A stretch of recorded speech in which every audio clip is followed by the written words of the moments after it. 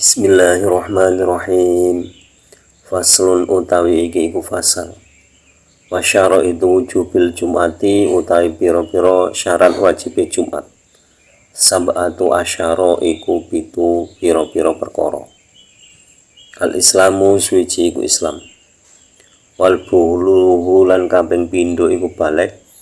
Wal aqlu lan kaping telu iku duweni akal. Wal hurriyatu lan kaping papate duweni sifat merdeka.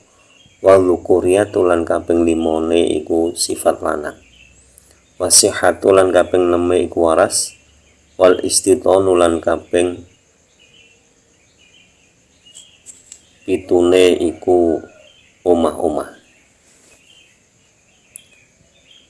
Pasal ini menjelaskan tentang syarat wajib Jumatan. Jadi seseorang yang memiliki ketujuh syarat ini otomatis wajib Jumatan. Jadi ada 7 syarat wajib Jumatan. Yang pertama Islam, kedua balik, yang ketiga berakal, yang keempat merdeka, yang kelima laki-laki, yang keenam sehat, yang ketujuh istiton atau bertempat di tempat itu. Misalkan kalau istiton itu gini, seseorang yang tempat tinggalnya di wilayah Semarang misalkan desanya itu namanya Tegalbang misalkan. Nah itu otomatis orang Tegalbang yang kewajibannya sholat di Tegalbang. Wasyara itu fi'liha utawi pira-pira syarate nglakoni Jumat. Salah satu iku telu. Antakuna suwiji iku nyento ana apa al baladu negara, misron iku kutha, au qaryatan utawa desa. Nah. Kemudian syarat pelaksanaan sholat Jumat itu ada 3. Jadi sholat Jumat bisa dilaksanakan itu syaratnya ada 3. Yang pertama pada sebuah kota ataupun di desa boleh. Wayakuna lan kaping pindho nek ku nyento ana al adatu apa wilangane Jumat. Arba'ina iku wong 40 min ahlil Jum'ati saking ahli Jumat. Nah, kemudian syarat bisa dilaksanakan sholat Jumat itu apabila orang yang Jumatan itu berjumlah 40 orang. Jadi 40 orang itu min ahlil Jumat. Maksudnya dari orang yang istiton tadi, yang bertempat di situ. Misalkan kalau desanya namanya Tuban ya, yang dari Tuban itu harus 40. Sedangkan orang yang di luar Tuban tidak bisa menggenapi jumlah 40 tersebut. Jadi misalkan kok orang yang Jumatan di Tuban itu orangnya cuma 12, itu kemudian yang selebihnya itu dari luar kota, itu berarti belum cukup untuk melakukan Jumatan. Itu jika mengikuti syarat yang 40 orang. Tapi jika mengikuti syarat yang minimal 12 orang ya sudah cukup.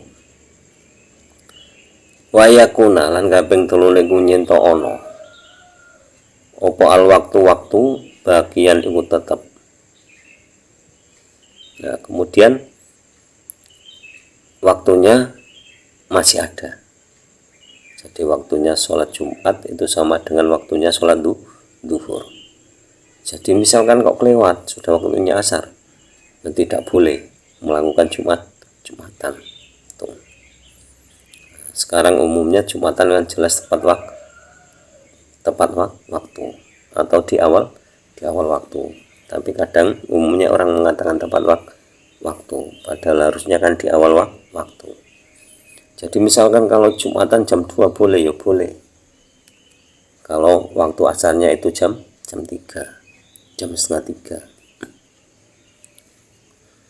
Fa'in kharaja mongko lamun metu al waktu apa waktu, au adimat utawa ora anane asyurutu apa pira-pira syarat, sulaitu suliat mongko den salat ti apa Jumat zuhron ing salat zuhur. Nah, kemudian apabila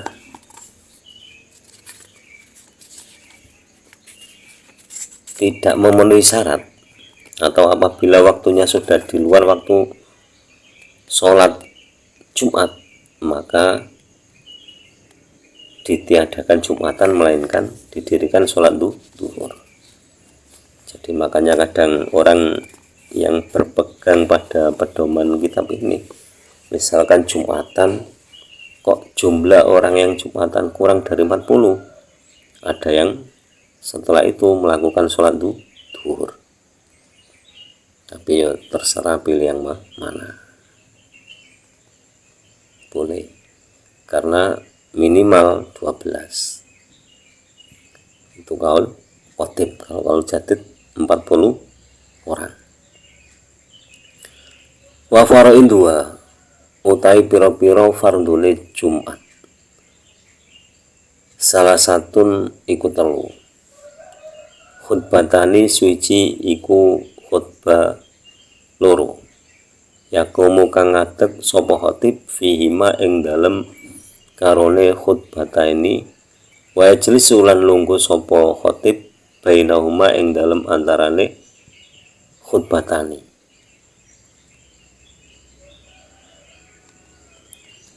Kemudian syarat kemudian fardu Jumatan itu ada 3. Yang pertama 2 khutbah yang dilakukan dengan berdiri. Jadi 2 khutbah dilakukan dengan berdiri. Yang kedua duduk di antara 2 khutbah. Wa antu sholia lan kaping telune iku nyento den solati rokaat ini khale rong rokaat fi jamaatin ing dalam jamaah. Kemudian syarat yang ketiga itu sholat Jumat harus dilakukan berjamaah.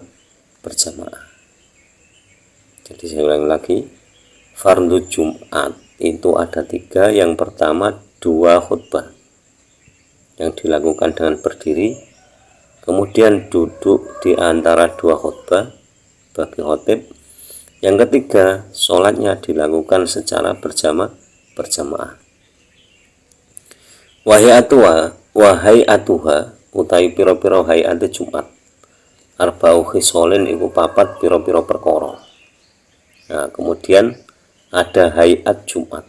Tadi sunnah hayat Jumat itu ada 4. Al-husnu suici iku adus, watang full jasadi lan bersihake awak. Nah, yang pertama itu mandi dan membersihkan tubuh. Walam susiapi lan nganggo piro-piro sandangan albindi kang putih-putih. Nah, terus ayat yang kedua itu menggunakan pakaian putih. Jadi misalkan bajunya putih, sarungnya putih.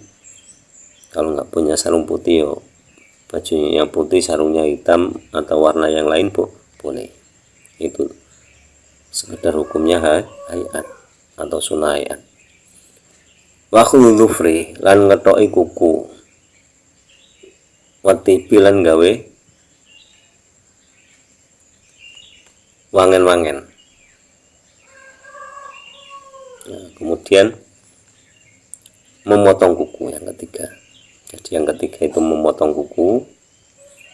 Yang keempat memakai wewangian. Itu hayat Jumat. Jadi saya ulangi lagi, hayat sholat itu mandi, hayat Jumat itu mandi, membersihkan tubuh. Yang kedua memakai pakaian yang putih. Yang ketiga memotong kuku. Yang keempat, memakai wangi-wangian. Wa istahabbu lan den sunatake al-insatu apa nengklengake bi waktil khutbati ing dalem waktune khutbah. Jadi kemudian disarankan lagi itu insot. Insot itu diam mendengarkan ketika waktu khutbah. Jadi insot itu diam mendengarkan ketika waktu khutbah. Makanya Bilal itu angsitu wasma'u wa ti'u rahimakumullah sampai diulang 3 kali. Itu mengingatkan bahwa insot itu sangat dianjurkan. Waman lan utawi sapane wong takhola iku lamun mlebu sapa man wal imamu hale uta imam yaktubu iku khutbah sapa imam sholat monggo sholat sapa man rakaataini hale 2 rakaat khafifataini kang enteng karone sumaya jelisu mongko lungguh sapa man. Kemudian bagi seseorang yang baru masuk masjid dan ketika masuk masjid itu imam sudah khutbah, maka seseorang tersebut boleh melakukan sholat 2 rakaat tahiyatul masjid, tapi harus diringankan, janganlah lama. Jangan terus sudah ada khutbah kita sholat sunnah bacanya surat Al-Baqarah sampai khutbah selesai, sholatnya baru selesai, itu tidak boleh. Jadi sholatnya harus diringankan, agak dipercepat, karena setelah itu duduk mendengarkan khutbah. Jadi demikian penjelasan tentang Jumatan. Semoga bermanfaat fid dunya wal akhirah, dan kurang lebihnya mohon maaf. Akhirul kalam wallahul muwaffiq ila aqwamit thoriq. Wassalamualaikum warahmatullahi wabarakatuh.